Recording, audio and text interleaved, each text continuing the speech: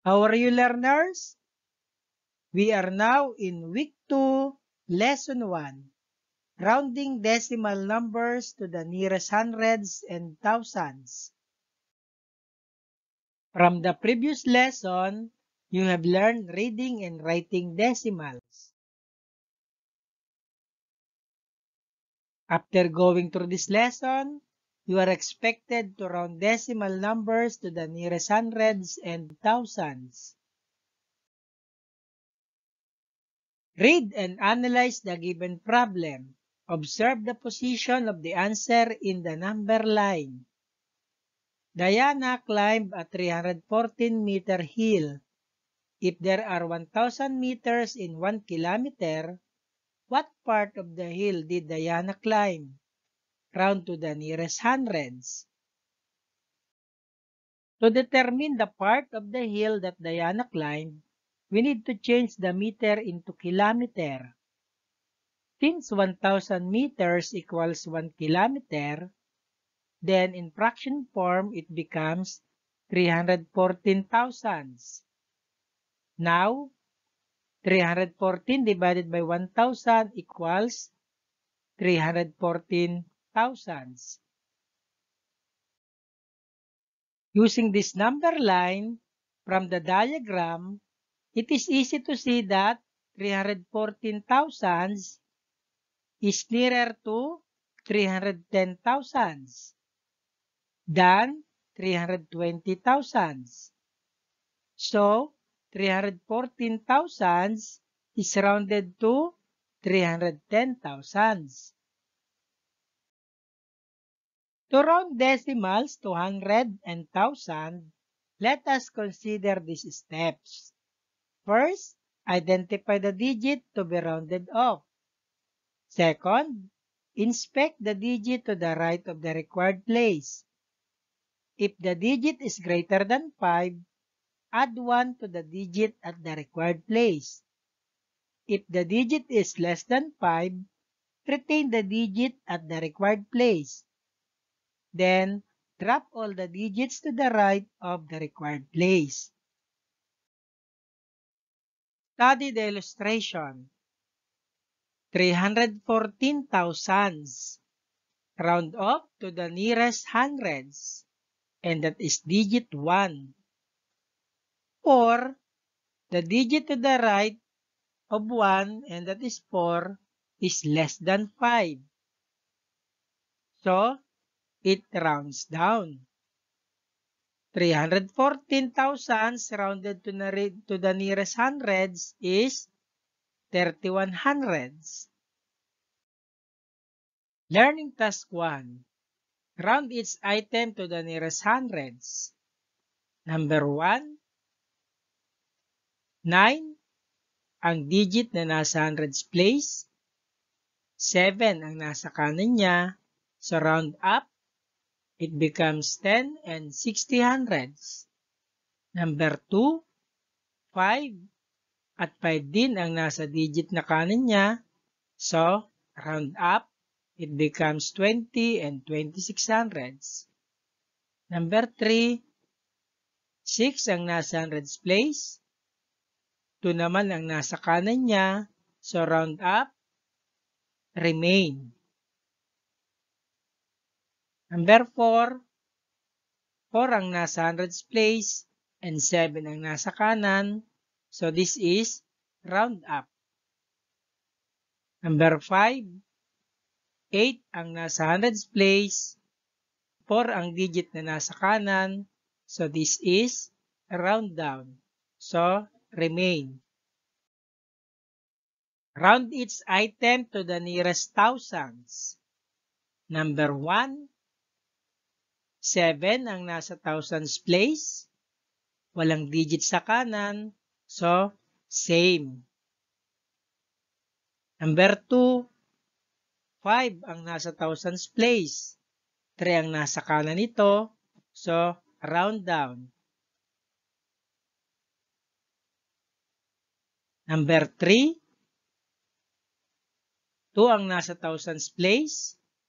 0 ang nasa kanan. Round down. Number 4, 7 ang nasa thousands place, 5 ang nasa kanan, so round up. Number 5, 4 ang nasa thousands place, 2 ang nasa kanan ng 4, round down.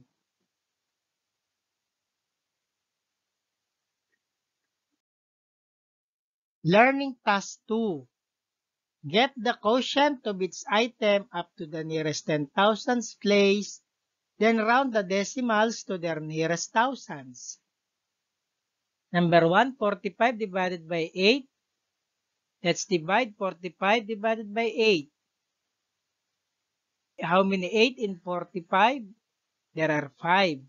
5 times 8, 40. 45 minus 40 equals 5. Then, put decimal point and 0 up the decimal point. Then, bring down 0. 50 divided by 8 equals 6. 6 times 8, 48. 50 minus 48 equals 2. Then, put 0 and bring down 20 divided by 8, 2. 2 times 8, 16. 20 minus 16 equals 4. Put 0 again, then bring down 40 divided by 8, 5. 5 times 8, 40. Then, 40 minus 40 equals 0. Again, put 0 again to make it in the 10,000s place. Then bring down 0 divided by 8, 0. 0 times 8, 0. 0 minus 0 equals 0. Now, let's round up to the nearest thousands. 5 ang thousands place. So, 0 ang nasa kanan niya. So, it becomes 5 and 625 thousands. Number 2, 77 divided by 9. 77 divided by 9 equals 8. 8 times 9, 72. 77 minus 72 equals 5. Put 0 and decimal point. Then up the decimal point, bring down 0. 50 divided by 9, 5. 5 times 9, 45. 50 minus 45 equals 5. Put 0 and bring down. 50 divided by 9 equals 5. 5 times 9, 45. 50 minus 45 equals 5. Bring down 0.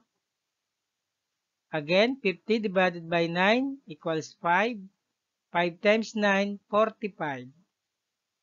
Last one, 50 minus 45 equals 5.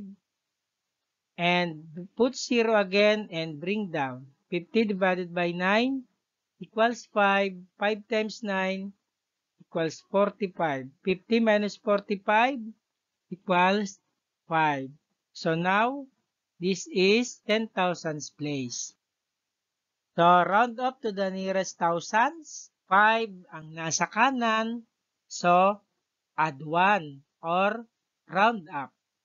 So, 5 becomes 6. So, 8 and 556 thousands. Number 3, 81 divided by 7. Pag dinivide, 81 divided by 7, this is the answer. Then, round up to the nearest thousands. Tingnan ang nasa kanan niya na digit. And that is 4. So, round down. The answer is 11 and 571 thousands. Number 4, 93 divided by 9. The answer is 10 and 3,333 10,000s. Round up to the nearest thousands. So, this is round down. 10 and 333 thousands. Number 5, 88 divided by 7. Then round up to the nearest thousands. Since 4 ang nasa kanan niya, so this is round down. 12 and 571 thousandths. Number 6, 55 divided by 8. So 5 ang digit. So this is, at 0 ang nasa kanan niya, this is round down.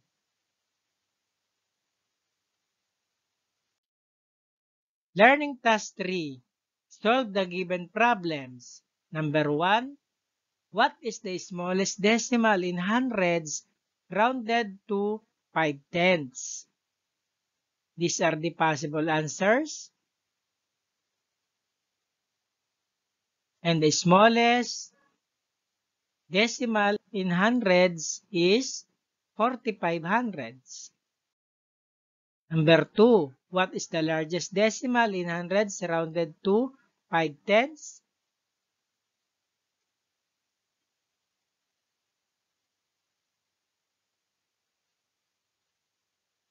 And the largest is 54 hundredths.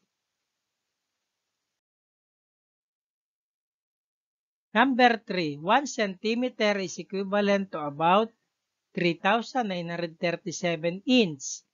Round off the given equivalent to the nearest hundreds. And that is the digit 9. So, this is round down. Number 4. Mrs. Edlangan has a total deposit of 50,766 pesos and 25 centavos. The annual interest at 3% simple interest is 1,522 pesos and 9,875 centavos. Round the interest up to the nearest hundreds and thousands. Round up to the nearest hundreds. So this is round up. And round up to the nearest thousands. Round up also.